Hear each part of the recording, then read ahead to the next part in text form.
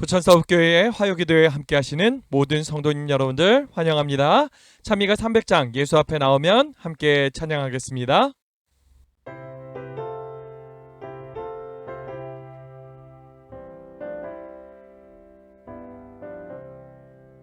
예수 앞에 나오면 모든 죄 사하고 주의 품에 안기어 편히 쉬겠네.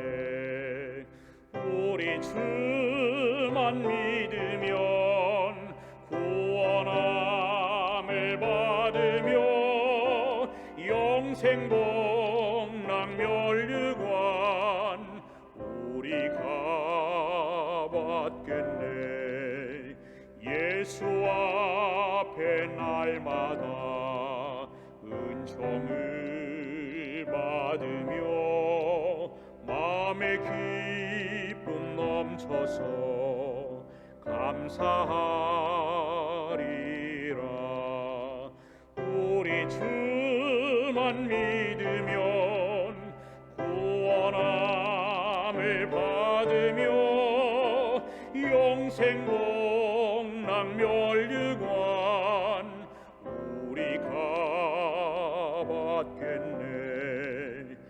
예수 앞에 설 때에 흰 옷을 입으며 밝고 빛난 집에서 같이 살리라. 우리 주만 믿으면 구원함을 받으며 영생 복락 멸류관 우리가 받겠네. 성도님 여러분들 안녕하십니까? 남은 자손과 선악의 대쟁투, 벌써 마지막 6장이 남았습니다. 오늘은 6장 남은 자손과 성화의 경험에 대해서 이야기를 하려고 합니다. 에베소서 4장 13절의 말씀을 함께 읽어보도록 하겠습니다. 우리가 다 하나님의 아들을 믿는 것과 아는 일에 하나가 되어 온전한 사람을 이루어 그리스도의 장성한 분량이 충만한 데까지 이르리니. 바울은 모든 성도들이 온전한 사람으로 성장하게 되기를 기대하고 있습니다. 이것은 하나님의 기대이지요. 부모가 자녀의 온전한 성장을 바라는 것과 비슷한 심정이라고 생각을 합니다. 특별히 하나님께서 우리에게 원하는 성장은 단순한 육체적 성장이 아닌 정신적 성장, 더 정확하게 이야기하면 품성의 성장을 이야기하는 것이지요. 우리의 품성이 예수님을 닮아가는 것입니다. 그리스도의 장성한 분량이 충만한 데까지 이르기를 원하시는 것입니다. 이를 성화라고 부르지요. 성화의 경험이란, 성화는 그리스도 안에서 자라나는 것을 이야기하는 것입니다. 성화는 매일 반드시 경험해야 할 것이지요. 오직 우리 주 곧 구주 예수 그리스도의 은혜와 저를 아는 지식에서 자라가라. 베드로는 이렇게 권면합니다. 자라지 않는다. 그것은 죽은 것입니다. 이것은 영적인 삶에서도 똑같이 적용되고 있는 것입니다. 우리의 신앙이 살아있다면요, 우리의 신앙은 자라야 한다라는 것이지요. 지금 성령께서는 우리 속에 거하시며 우리에게 힘을 주신다. 우리의 구주이시며 주님이신 예수께 계속하여 우리를 위탁할 때 우리는 과거의 행위의 짐에서 벗어난다. 우리는 더는 어둠, 악의 세력을 두려워함, 무지, 그리고 이전의 삶의 방식의 무의미함 속에서 살지 않는다. 예수 안에 있는 이 새로운 자유 안에서 우리는 매일 기도를 통해 그분과 교제하고 그분의 말씀을 먹으며 그 말씀과 그분의 섭리를 명상하며 그분을 찬양하며 예배를 위하여 함께 모이며 교회의 사명에 참여하며 그분의 품성과 같아지는 데 이르도록 성장하라는 요청을 받는다. 인간의 구원을 정리한 것을 구원론이라고 하는데요. 이 구원론에서 성화는 일반적 주제 중에 하나입니다. 하지만 재림교회의 구원론에 있어서 성화는 남은 자손의 사명과 연결되어 있습니다. 그래서 중요하게 다루고 칭의보다도 성화가 더 많이 거론될 수밖에 없고 고찰되게 되는 것이죠. 그럼에도 더 깊은 이해가 필요합니다. 그래서 우리는 오늘 칭의에 대해서 먼저 이야기해 보도록 하겠습니다. 여러분들, 칭의란 무엇일까요? 칭의는 회개한 죄인을 위한 하나님의 첫 번째 구원의 행위입니다. 칭의는 구원 사역의 기초라고 소개할 수 있습니다. 칭의, 곧 의롭다 하심을 얻는 것은 그리스도를 개인의 구주로 영접할 때 얻게 되는 것이죠. 칭의의 결과로 생명에 이르게 되는 것이고요. 영생의 소망을 따라서 우리는 후사가 되게 되는 것입니다. 칭의에 대한 재림교회에 5가지의 견해가 있습니다. 첫 번째는 회개한 죄인만 의롭다 하심을 받는다. 두 번째는 칭의를 받으면 죄의 형벌을 면제받는다. 세 번째는 칭의는 죄에 대한 용서가 포함된다. 네 번째는 칭의는 입혀주시는 의다. 다섯 번째는 죄인에게 새로운 법적 지위를 부여한다. 우리가 하나씩 떼어서 살펴보도록 하겠습니다. 첫 번째, 오직 회개한 죄인만이 의롭다 하심을 받는다고 했습니다. 그리스도께서는 오직 회개한 자들만을 용서하신다. 그리스도께서는 죄악과 허물과 죄를 용서하시는 구주이시지만 죄를 범하고 회개하지 않은 영혼은 결코 깨끗해 하지 않으신다. 그래서 그리스도인의 삶의 회개는 필수입니다. 성령께서는 우리가 회개하도록 도우시는 분이시죠. 모든 죄를 주님 앞에 내어놓고서요, 다 용서받아 깨끗하게 해주시고 싶으신 것이죠.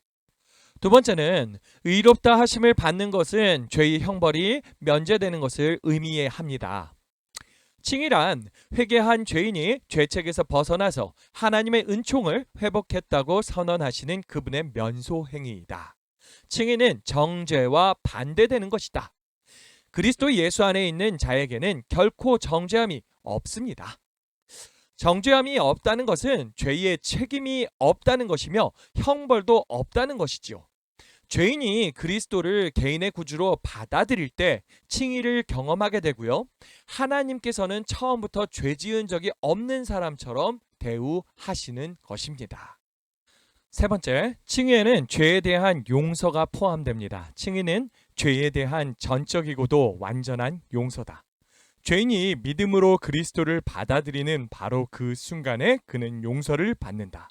그리스도의 의가 그에게 옷 입혀지게 되고 그는 하나님의 용서하시는 은혜를 더는 의심하지 않게 된다. 용서하시는 주님의 은혜, 우리가 이 은혜를 의심하지 않지요? 덕분에 우리는 두려움 없이 주님 앞에 모든 죄를 들고 나아가 용서를 구하고 있습니다. 우리가 이 죄의 용서라는 부분에 대해서 다룰 때 반드시 기억해야 할 2가지 사항이 있습니다. 첫 번째는 용서의 대상은 죄인이라는 것입니다. 죄는 도말의 대상이지 용서의 대상이 아닙니다. 그래서 용서는 사람을 용서하고 있는 것입니다. 두 번째는 용서는 과거의 죄, 현재의 죄, 장차 범할 죄 모두를 포함하고 있다라는 것입니다. 그래서 우리는 용서받은 상태로 살아가고 있는 것입니다. 물론 죄인이었던 이전의 상태로 되돌아갈 수도 있습니다. 하지만 이것은 불순종의 결과가 아닌 그리스도와의 관계를 단절했을 때 오는 결과입니다. 그렇게만 하면 주님은 우리를 끝까지 포기하지 않으십니다. 그렇다면 모든 것을 용서받았으니까, 심지어 장차 범할 죄마저도 용서받았으니까 죄를 지어도 무방할까? 절대 그렇지 않지요. 로마서 6장 2절을 보시면 그럴 수 없느니라 죄에 대하여 죽은 우리가 어찌 그 가운데 더 살리오라고 합니다. 사람은 죄로부터 자유를 얻은 것이지 죄를 지을 자유를 얻은 것은 아니라는 것을 잊어서는 아니 될 것입니다. 칭의에 대한 재림교회의 5가지의 견해 중 4번째는 칭의는 입혀주시는 의라는 것입니다. 우리가 의롭다 하심을 받은 의는 입혀주신 의요, 성화하게 하는 의는 그리스도께서 나눠주시는 의다. 전자는 하늘나라에 들어갈 수 있는 증서이며 후자는 하늘나라에서 살 수 있는 우리의 적합성이다. 우리는 이 입혀주시는 의가 있기에 하늘에 들어갈 수 있다라는 것이지요. 그는 우리를 위하여 죽으셨고 지금 그는 우리 죄를 벗기시고 당신의 의를 우리에게 주려고 하신다. 그대가 자신을 그에게 바치고 그를 그대의 구주로 받아들이면 그대의 생애가 아무리 악하였을지라도 그의 공로로 인하여 그대는 의롭다 하심을 얻는다. 그리스도의 품성이 그대의 품성을 대신하게 되고 그대는 죄를 도무지 범하지 않은 것처럼 하나님의 앞에 받아들여지게 된다. 아멘입니다. 우리가 우리 자신을 주님께 온전히 바칠 수 있기를 바랍니다. 견해 5번째는요. 칭의는 죄인에게 새로운 법적 지위를 부여한다라는 사실입니다. 그것은 마치 그가 불법적 행위를 전혀 행한 적이 없는 것처럼 여김을 받는 법적 지위를 부여한다. 이 같은 그의 새로운 지위는 오직 그리스도와의 새로운 관계에 의해서만 얻을 수 있는 것이며 그것을 유지하는 것 또한 그 관계를 계속 유지함으로써만 가능하다. 불법적 행위를 행한 적이 전혀 없는 것처럼 여김을 받는다. 우리에게는 너무너무나 기쁜 소식입니다. 그렇지 않습니까? 우리가 감사함으로 주님의 이 칭의를 누릴 수 있기를 바랍니다. 여기서 중요한 사실 3가지를 짚고 가려고 하는데요. 첫 번째는 의롭다 하심을 받은 순간 법적 지위가 죄인에서 의인으로 바뀌게 됩니다. 더 이상 정죄도 없고 죄의 형벌에서 자유로워지는 것이지요. 두 번째는 의인의 지위를 얻는 것과 유지하는 것은 둘 다 그리스도와의 바른 관계를 맺고 유지할 때만 가능합니다. 관계가 깨어지면 법적 지위가 박탈될 수도 있다는 것입니다. 세 번째는 의인이라는 법적 지위는 하늘에 들어가며 영생을 누리는 상급과 특권을 누릴 자격이 부여되는 것입니다. 주님께서 우리를 의롭다 칭해 주시면서 주신 그 상급과 특권, 오늘 우리에게 이러한 특권과 상급이 주어져 있음을 믿음으로 살아갈 수 있기를 바랍니다. 오늘 내가 있는 곳에서부터 영원히 사는 자답게 하늘의 시민권을 가지고 살아가는 우리 모두가 되기를 바랍니다. 대부분의 복음주의 그리스도인들은 성화보다 칭의를 훨씬 더 강조합니다. 그 이유는 구원에 초점이 가 있기 때문에 그래요. 하지만 우리는 이 온 우주적인 시점에서 이 문제를 보잖아요. 우리의 구원의 문제를요. 그러다 보니까 우리에게 사명이 있죠. 어떤 사명이 있습니까? 우리의 삶을 통해서 하나님의 공의와 사랑을 드러내는 것이죠. 그렇죠? 이 믿음으로 말미암는 의가 우리의 그 성화의 문제라는 것이죠. 즉 일반 복음주의자들은요. 믿음으로 말미암는 의와 믿음으로 말미암는 이 칭의를 구별하지 않고 있다라는 것이에요. 하지만 재림교회는 이 칭의와 성화를 둘 모두 다 강조하고 있다라는 점이지요. 제7회 안식일 예수재림교회는 믿음을 활용한 사람을 구원받게 하신 그 동일한 그리스도께서 그 사람이 역시 믿음을 활용하여 그리스도인 품성을 개발할 수 있게 해 주신다는 것과 그리스도 안에서의 믿음으로 말미암는 의는 계속해서 진행되는 하나의 과정이라는 것을 믿는다. 우리는 이 사실을 믿고 있는 거죠. 믿음으로 말미암는 의는 칭의 때만 필요한 것이 아니라 우리의 삶에서 계속해서 진행되면서 우리가 예수 그리스도를 닮아가는 그분의 품성을 갖게 되는 과정이라는 것입니다. 제7일 안식일 예수재림교회는 또한 의롭다 하심을 경험한 사람은 예수 그리스도의 은혜와 저를 아는 지식에서 자라갈 수밖에 없음을 믿는다. 칭의는 그리스도인의 발을 구원의 길로 들여놓는 것이며 성화는 예수 그리스도의 완전하심을 향하여 그 길을 따라 위를 향하여 걸어가는 과정이다. 그리스도 안에서 믿음으로 말미암아 의롭다 하심을 경험한 사람은 이 세대를 본받지 않고 마음을 새롭게 함으로 변화를 받아 자신에 대한 하나님의 선하시고 기뻐하시고 온전하신 뜻이 무엇인지를 분별하여 이것을 자신의 삶에 적용하게 된다. 칭의 그리고 성화, 우리는 주님의 은혜로 칭의를 받은 사람들이죠.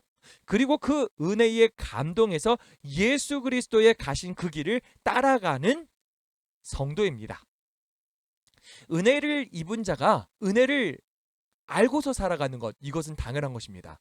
은혜를 모르면 그 사람은 배은망덕한 사람이라고 불리지 않습니까? 사람들은 이러한 사람을 보고서 고개를 흔들잖아요. 은혜를 입었다면요, 은혜를 힘입어 살아가야 하는 것입니다. 예수님의 구원하신 놀라운 은혜를 깨닫고도 은혜가 없는 삶을 살아가고 있다면 그것은 어떤 사람입니까?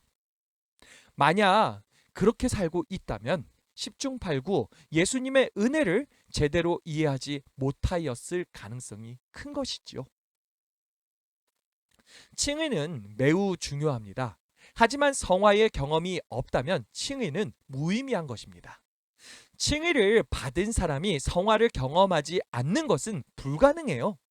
성화를 경험하지 않는 사람은 칭의를 경험한 적이 없는 사람이기 때문이에요.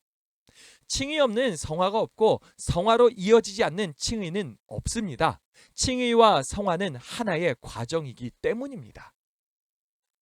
이제 성화에 대해서도 알아볼까요? 성화는 칭의와는 대조적으로 회심에 이어서 평생에 걸쳐서 계속되는 품성 개발의 과정입니다. 성화는 한순간이나 한시간 또한 하루에 이루어지는 것이 아니에요.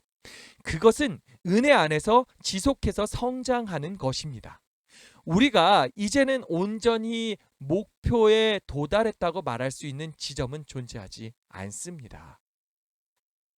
씨가 발아하는 것은 영적 생활의 시작을 나타내고 곡식이 자라는 것은 그리스도의 성장에 대한 아름다운 표상이다. 천연계에서와 마찬가지로 영적 세계에 있어서도 자라남이 없이는 생명이 있을 수 없다.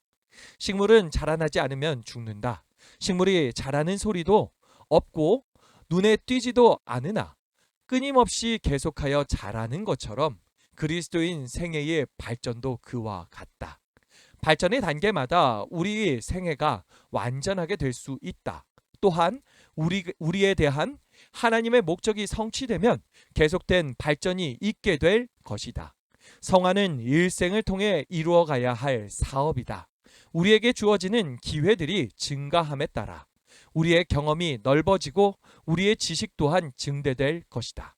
우리는 주어진 의무를 이행할 수 있을 만큼 강하게 될 것이며 또한 우리에게 주어진 특권만큼 우리 자신들도 성숙하게 될 것이다.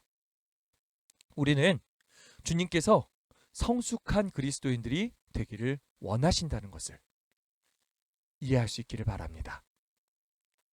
성화에 대해 재림교회는 어떻게 이해하고 있는가? 그 첫 번째는요, 성화는 평생 지속하는 영적 성장의 과정이라는 것입니다. 칭의와 성화는 계속 이어지는 과정이죠.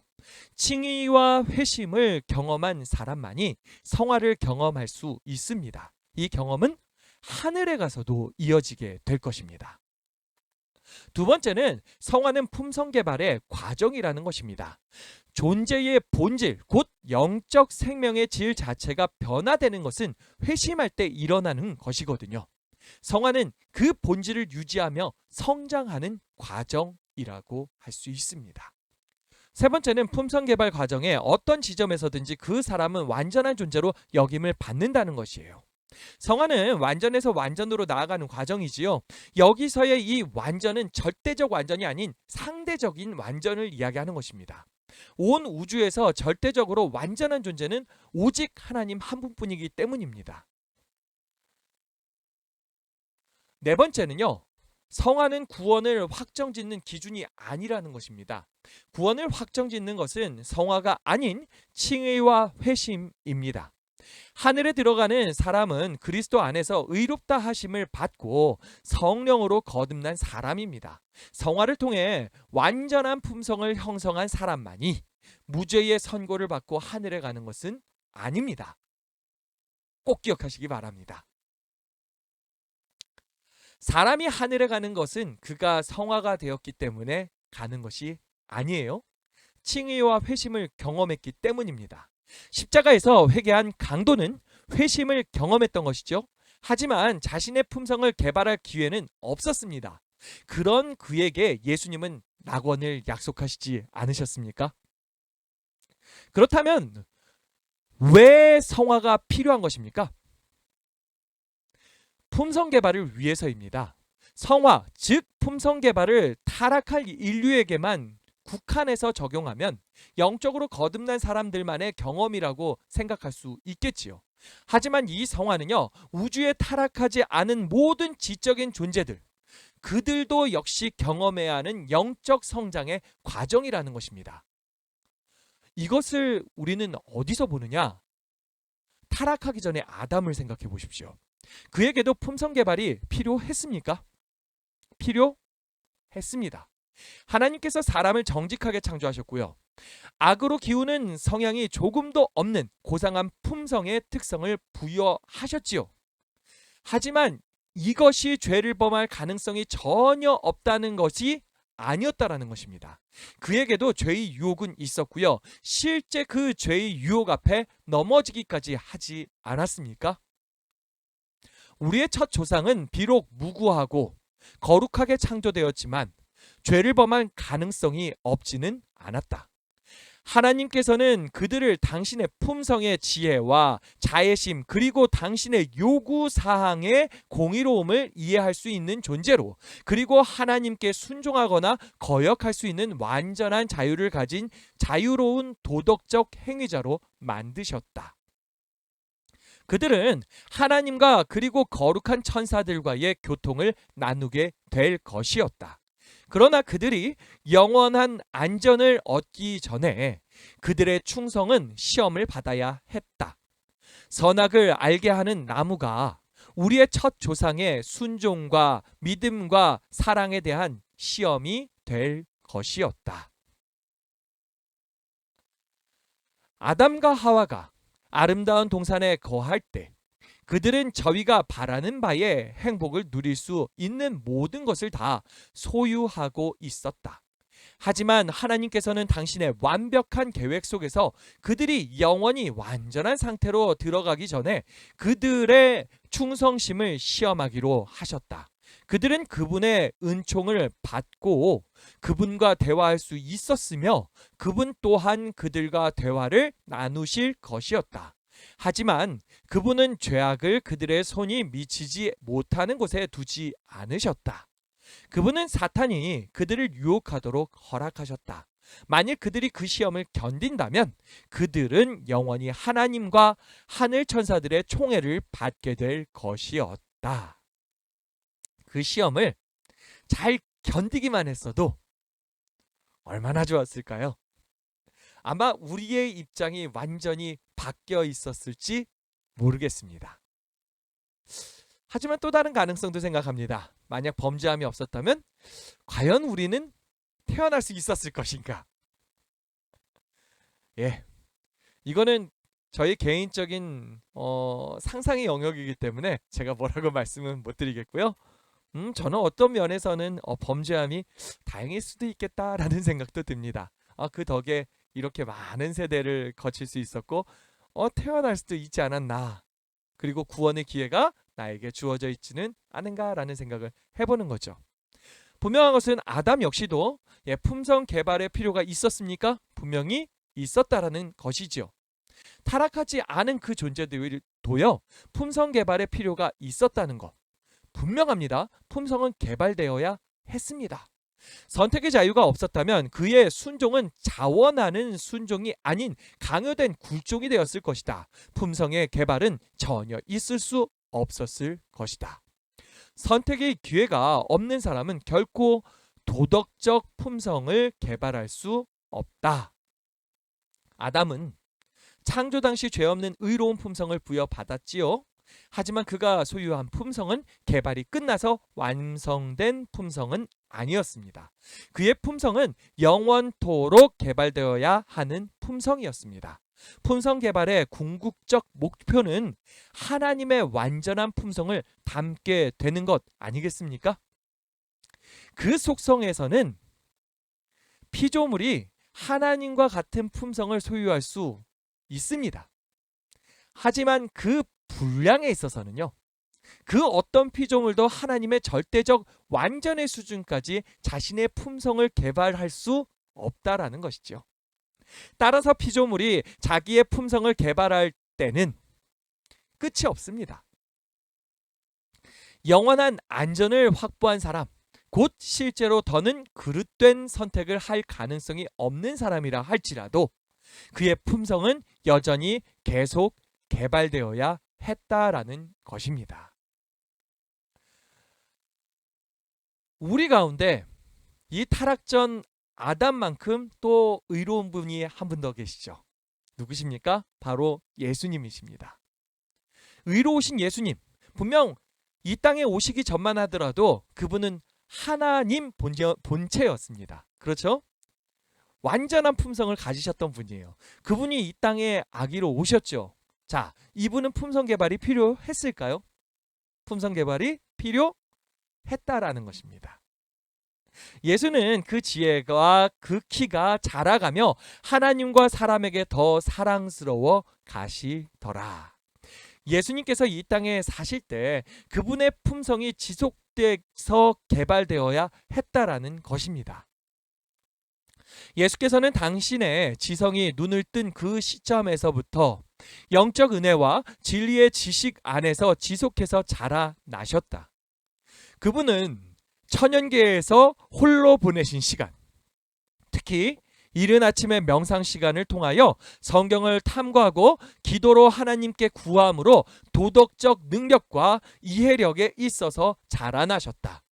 요람에서부터 장성할 때까지 예수님께서 죄 없이 이루신 완전한 품성 개발은 아마도 그분의 전생애에서 가장 놀라운 일일 것이다. 우리의 성경 주석은요, 이렇게 표현하고 있죠. 그분의 생애에서 가장 놀라운 일이 뭐라고요? 이 죄 없이 이루신 완전한 품성 개발이었다고요.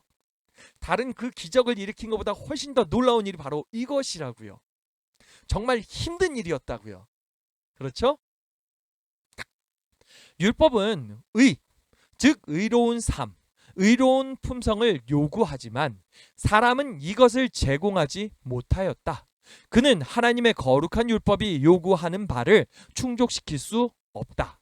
하지만 이 땅에 사람으로 오신 그리스도께서는 거룩한 삶을 사셨고 또한 완전한 품성을 개발하셨다. 그는 이 삶과 품성을 그것들을 받는 모든 사람에게 값없는 선물로 제공하신다. 이렇게 해서 그의 생애가 사람들의 생애를 대신하게 된다. 하나님이시며 동시에 인간이셨던 예수님. 그러한 예수님도 품성 개발을 하셨습니다. 이게 왜 필요한 것입니까? 그 필요한 이유가 무엇인지 봅시다. 그리스도께서는 이 땅에서 의로운 품성을 완성하셨는데 이는 이미 순전하고 흠없는 품성을 지닌 자기 자신을 위한 것이 아닌 타락한 인간을 위한 것이었다. 누구를 위한 것이라고요? 타락한 인간을 위한 것이었다. 그분은 그것을 받고자 하는 사람에게 자신의 품성을 제공하신다. 죄인은 자신의 죄에 대한 회개와 그리스도에 대한 믿음, 그리고 하나님의 온전한 율법에 대한 순종을 통해서 그리스도의 의로 옷 입혀짐으로 그 의를 소유하게 된다. 그리스도의 의가 그의 의가 되며 그의 이름은 하늘 생명책에 기록된다. 그는 하나님의 자녀, 곧 왕족의 일원이 된다. 예수님께서 그렇게 하실 필요가 없으셨음에도 불구하고 이 힘들고 어려운 일을 이루신 것, 그것은 바로 우리 때문이었다는 것 꼭 기억하시기 바랍니다. 자, 이 그리스도의 품성 개발의 세 가지 의미에 대해서 생각해 보도록 하겠습니다. 첫 번째는 그리스도께서 죄인들을 위하여 당신의 품성 개발을 완성하신 것이었죠. 죄인이 의롭다 여김을 받을 수 있는 유일한 방법은 그의 전 생애가 그리스도의 완전한 생애로 가려지는 것입니다. 이렇게 될 때 그리스도의 완전한 삶이 그 죄인의 것으로 여겨지게 되고 그 결과 그는 무죄하다는 판결을 받게 되는 것입니다. 이처럼 죄인에게는 그리스도의 완전한 생애 외에는 그 어떠한 희망도 존재하지 않습니다.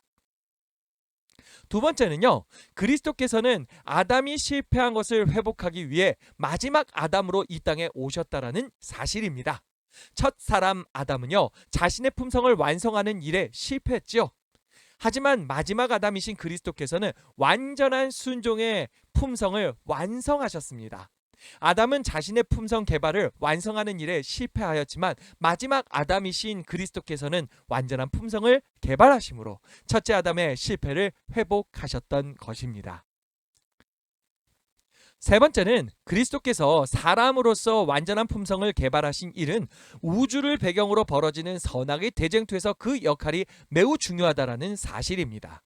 그분은 당신의 품성 개발이 완성되었을 때에야 비로소 다 이루었다라고 선언하시지 않으셨습니까?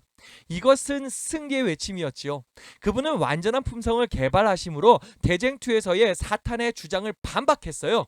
온 우주 앞에서 하나님의 율법과 그분의 품성을 옹호하셨던 것입니다.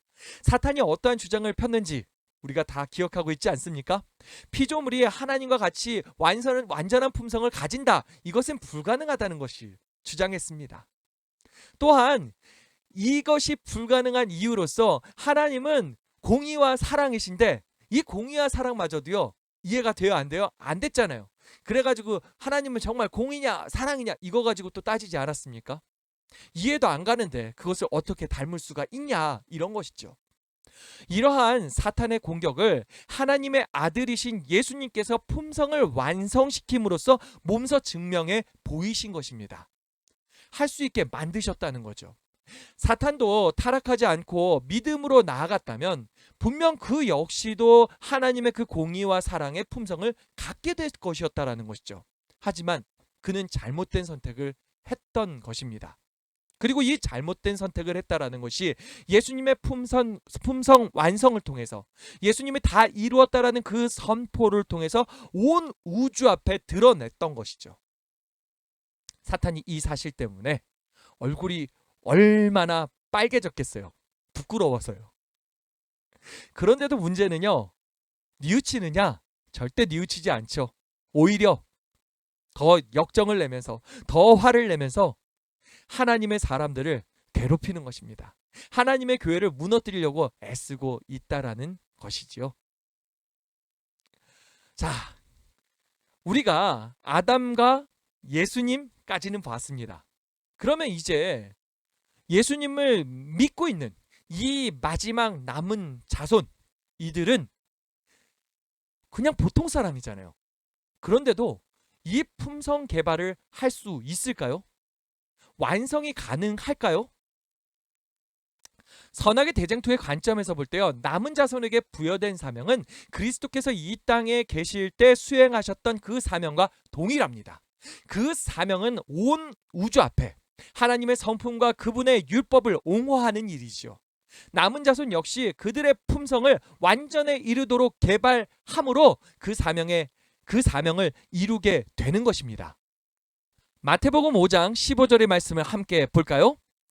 너희 빛을 사람 앞에 비치게 하여 저희로 너희 착한 행실을 보고 하늘에 계신 너희 아버지께 영광을 돌리게 하라. 자신의 변화된 삶을 통해서 하늘 아버지의 그 본래의 모습을 세상에 밝히 드러내라는 것이지요. 그것이 바로 하나님의 자녀의 본분이라는 것입니다. 이 말씀은 마지막 남은 자손에게는 그들의 사명과 관련된 특별한 의미를 지닌 말씀이기도 합니다. 열 처녀의 비유에서 슬기로운 처녀들은 빛을 소유하고 있지요. 그 빛을 꺼지지 않게 해야 했습니다. 이 빛을 통해서요, 모든 이들에게 신랑의 오고 계심을 드러내야 했지요. 이 빛이 무엇입니까? 세상에 비칠 마지막 자비의 빛, 곧 세상에 전파되어야 할 마지막 긍휼의 기별은 하나님의 사랑의 품성을 드러내는 것이다. 하나님의 자녀들은 하나님의 영광을 드러내야 한다. 그들은 저희의 생애와 품성을 통하여 저희를 위하여 행하신 하나님의 은혜를 나타내야 한다. 의의 태양 광선이 선행 곧 진실한 말과 거룩한 행실을 통하여 비치게 되어 있다. 하나님의 품성의 사랑을 드러내야 한다라고 그러죠. 어떻게 하면 그게 가능한 것입니까? 어떻게 하면 우리의 삶을 통해서 하나님께서 영광 받으시게 할 수 있을까요? 하나님께서 우리를 위해서 하신 모든 은혜가 우리의 생애와 품성을 통해서 모든 이들에게 드러나서 빛을 비춰줄 수 있을까요? 이것을 이 본문 속에서 우리의 그리스도를 닮은 선행, 진실한 말, 거룩한 행실, 이 세 가지를 통해서 이루어지게 될 것이라고 이야기하고 있지 않습니까? 우리의 선행이, 우리의 진실한 말이, 우리의 거룩한 행실이 주님을 높일 것입니다. 우리가 어떻게 하면 이것을 갖다가 계속해서 유지할 수 있을까요? 답은 성령입니다. 성령의 기름 부으심이 필요합니다. 이 성령의 기름에 의해서 이 빛은 꺼지지 않고 더 타오를 수 있는 거죠. 유지될 수 있는 것입니다. 성령께서는 우리로 하나님의 말씀을 깨닫게 합니다. 하나님의 그 깊은 사랑을 알게 합니다. 또한 우리의 삶 속에서 하나님께서 지금 어떻게 역사하고 계시는지, 우리의 삶을 어떻게 만지시는지 보게 해 주는 것이죠.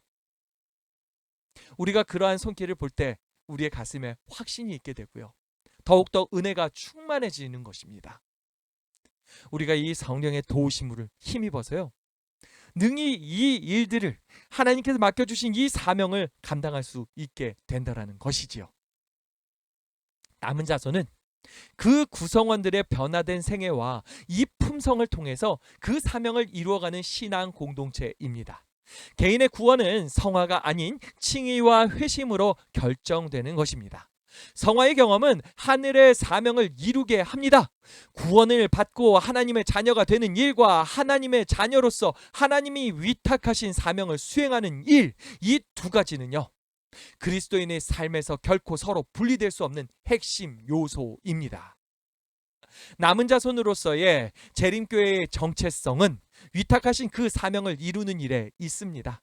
이 사명은 성화, 곧 품성 개발을 통해서 이루어지게 됩니다. 성화는 단지 믿는 교리 중에 하나가 아니에요. 성화는 하나님의 택하신 백성인 이 남은 자손으로서의 삶 자체라는 것입니다. 우리가 정말 성화된 삶 살아가는 성숙한 그리스도인들 되기를 바랍니다. 우리의 삶을 통해서 하나님 영광 받으시길 바랍니다. 그리고 속히 이 복음이 땅끝까지 전해져서 주님 모시는 그날이 이르러 오기를 바랍니다. 마지막 결론 읽고서 마치도록 하겠습니다. 칭의로 의롭다 하심을 받으면 죄의 형벌이 면제되고 죄는 용서받는다. 용서는 사람이 받으며 과거, 현재, 미래의 모든 죄를 용서받는다. 성화는 평생 지속하는 품성 개발, 영적 성장의 과정이다. 성화는 하나님의 성품과 율법을 옹호하는 것이다. 그래서 성화는 남은 자손의 사명이다. 아멘. 이제 우리 함께 기도하는 시간을 갖겠습니다. 자, 앞에 있는 중보기도 제목을 가지고서 함께 기도하겠습니다. 이제 음악이 마칠 때까지 기도해 주시기 바랍니다.